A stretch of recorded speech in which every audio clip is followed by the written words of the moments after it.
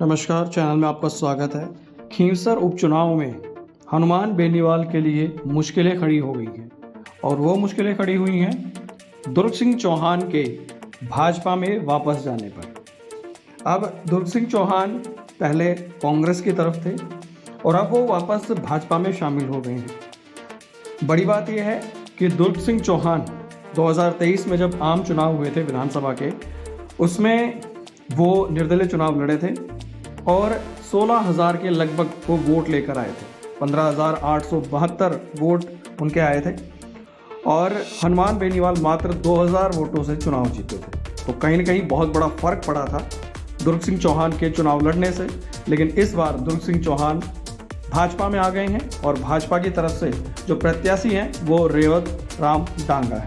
रेवंत राम डांगा वही हैं जिन्होंने 2023 के चुनाव में हनुमान बेनीवाल को कड़ी टक्कर दी थी। लेकिन इस बार हनुमान बेनीवाल ने बड़ा दांव खेलते हुए अपनी पत्नी को चुनावी मैदान में उतारा है, कनिका बेनीवाल। कनिका बेनीवाल को उन्होंने अपनी पार्टी से टिकट दिया है।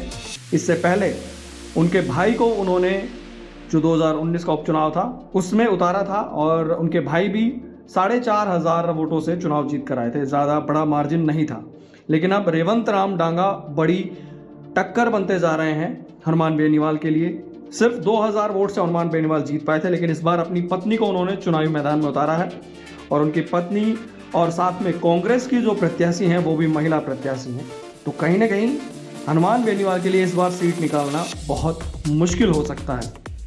दुर्ग सिंह चौहान इससे पहले 2008 में भी हनुमान बेनीवाल के खिलाफ कड़ी टक्कर उन्होंने दी थी और 13 में भी कड़ी टक्कर उन्होंने दी थी और 2 बार लगातार वो हनुमान बेनीवाल के साथ सीधी टक्कर में थे और दूसरे नंबर पर रहे थे। बसपा से उन्होंने चुनाव लड़ा था, उसके बाद कांग्रेस में वो शामिल हुए, भाजपा में शामिल हुए और अब फिर से उन्होंने भाजपा में वापसी करी है। इससे पहले कांग्रेस में थे और अब कनिका बेनीवाल के लिए कहीं ना कहीं मुश्किलें खड़ी हो गई हैं दुर्ग सिंह चौहान के भाजपा में आने से, क्योंकि आप ये मान के चलिए कि निर्दलीय वो लगभग 16,000 वोट लेके गए थे और सिर्फ 2,000 जीत का अंतर था।